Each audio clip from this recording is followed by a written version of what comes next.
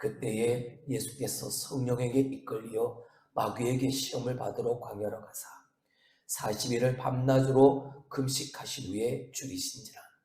시험하는 자가 예수께 나와서 이르되 네가 만일 하나님의 아들이거든 명하여 이 돌들로 떡덩이가 되게 하라.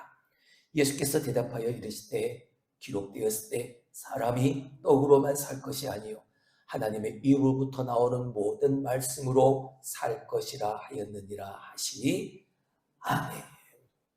오늘 새벽에 우리가 나누었던 말씀처럼 예수님의 비우심, 이제 몇 시간에 걸쳐서 그 비움의 문제를 우리가 살펴보려고 합니다.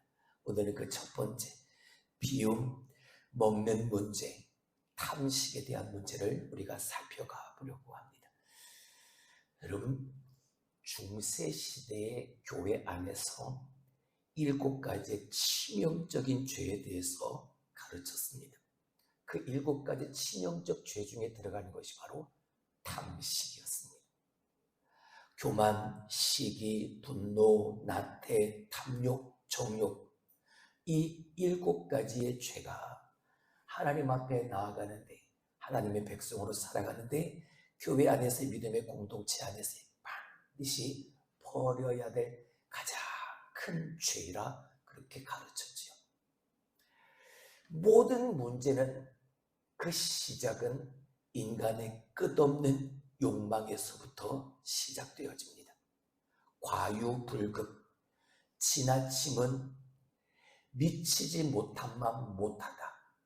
먹는 문제에서도 반드시 그 결과가 그렇게 드러나기에 이 탐식이 교회 안에서 성도들 속에 반드시 없애야 할, 사라져야 할 7가지의 큰 죄에 포함되어졌던 것이죠.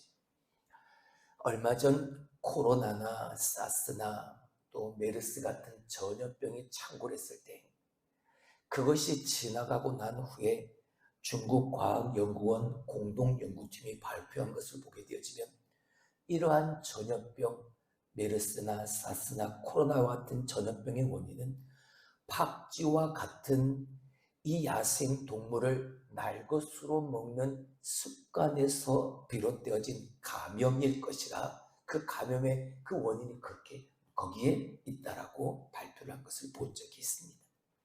즉 먹는 욕망, 탐식에서 비롯되어졌다는 것을 말하고 있죠. 먹는 것 그 자체를 말하는 게 아닙니다.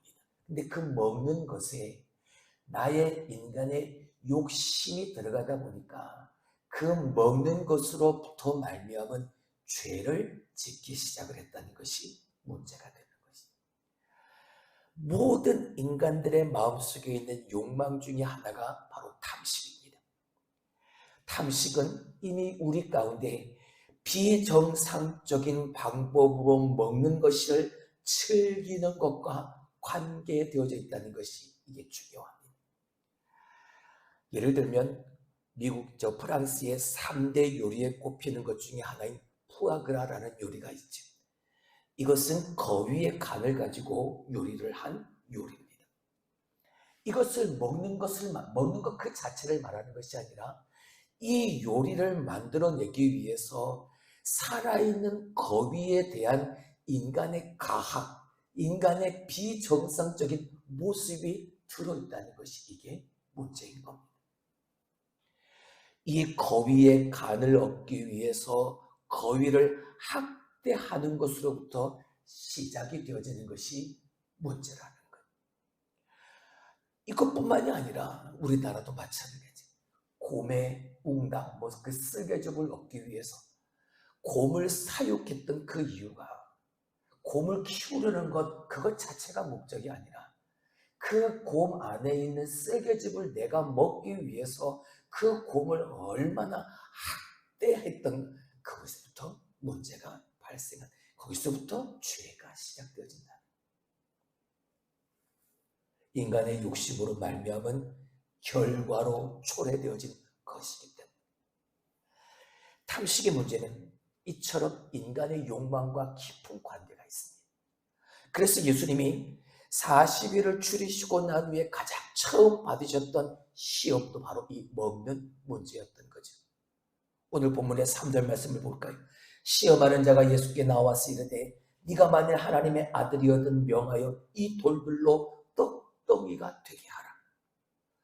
이 먹는 문제가 인간이 가장 무너지기 쉬운 죄의 영역인 겁니다. 그래서 사탄이 가장 먼저 줄이신 예수님께 꺼낸 시험의 문제가 바로 이 먹는 것이었던 거죠. 근데 놀라운 것은요, 이 먹는 문제가 전혀 우리에게 죄처럼 여겨지지 않는다는 것이 문제인 겁니다. 그래서 언제나 이 먹는 것이 인간의 가장 근접한 시험거리가 되어지는 것. 과도하게 욕심으로 먹는 그 행위까지 나아가게 되어지니까 말입니다. 에덴 동산의 그 선악을 알게 하는 나무의 열매를 한번 생각해 보시죠. 그것을 따먹게 되어진 이유가 무엇이었습니까? 그것을 보니까 너무나도 보암직하고 먹음직스럽고 탐스러웠지요. 무엇보다 하나님이 먹지 말라 한 그것을 먹게 되어진 이유가 네가 그것을 먹으면 하나님처럼 눈이 밝아질 테니까, 하나님이 너에게 그걸 먹지 말라고 한 거니까 네가 이거 한번 먹어봐. 그럼 하나님처럼 될 테니까. 단순히 먹는 생존의 문제가 아니라 그 생존의 문제를 넘어서서 내 안에 있는 갈증, 공허, 결핍과 한계를 넘어서고자 하는 인간적인 동기와 욕심의 표현으로 나타나기 때문이라는 거예요. 내가 하나님처럼 되고 싶으니까, 하나님처럼 눈이 밝아진다고 하니까 하나님의 말씀을 듣지 아니하고 불순종해서 그것을 먹어버리는 그 행위까지, 죄를 짓게 되어진 행위까지 나아가게 되어집니다.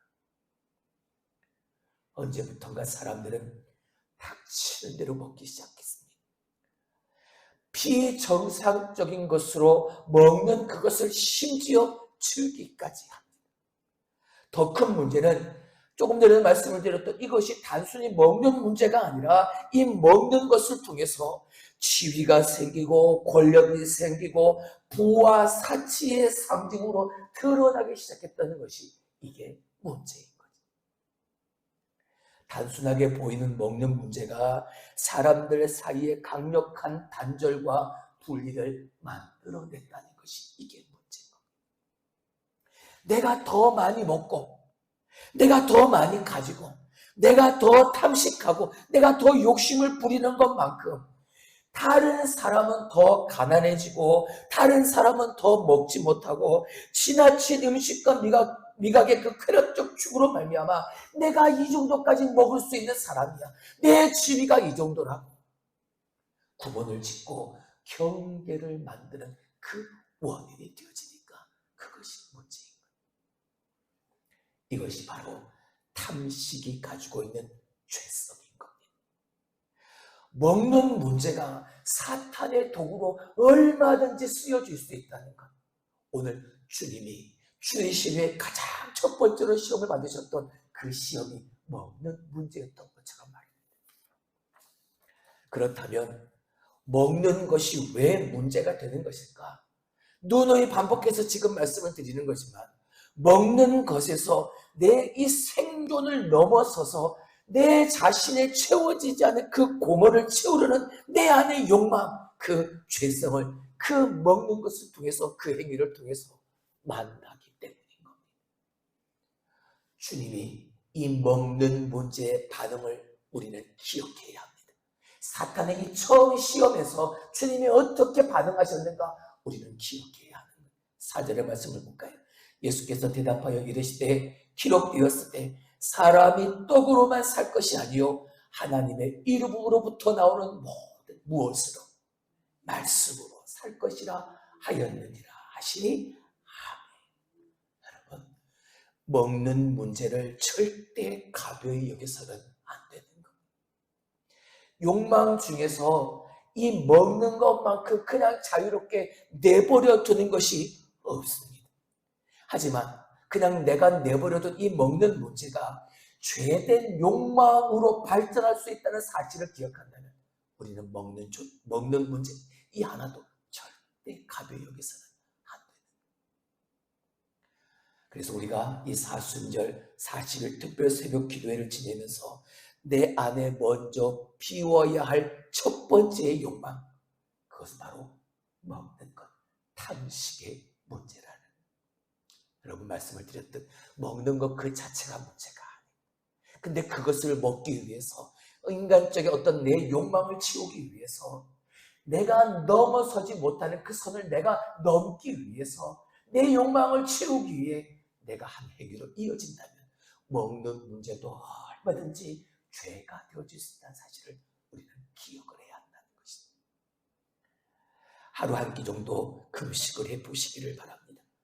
먹고자 하는 내 욕망을 줄이면서, 그리고 금식하는 그 시간에 내가 아침을 금식하든 점심을 금식하든 저녁을 금식하든 내가 금식하는 그 시간에 육체적 먹는 음식에 대한 문제가 그 한 시간, 그 시간에 인간의 가장 기본적 욕구인 먹는 것을 제한하고 그 시간에 주님의 말씀을 먹는 것의 기쁨과 감사를 누려볼 수 있는 이 40일이 될 수 있기를 주님의 이름으로 축원합니다. 우리가 찬양했던 것처럼 아름답고 귀한 말씀, 내 육체의 육신을 살리기 위해 내가 정말 맛있는 것을 먹으려고, 대단한 것을 먹으려고 여기저기 찾아다니는 그 욕심의 한 부분만이라도 내 영의 양식을 위해서 내가 노력한다면 정말 내 영은 살찌고 내 영은 건강해질 수 있습니다. 조금만큼의 내가 내 영을 위해서 노력을 기울인다는 말이죠. 오늘도 내가 금식하는 그 시간에 하나님의 영의 양식으로 내 삶을 채워가게 되어지면 영의 양식이 육의 양식을 넘어서서 내 삶에 가득 채워되는 하나님의 이루 말할 수 없는 아름답고 귀한 그 말씀이, 꿀송이보다 더 귀한 아름답고 맛있는 그 말씀이 내 안에 가득 그 은혜로 채워지게 되어질 줄로 믿습니다. 기도합니다.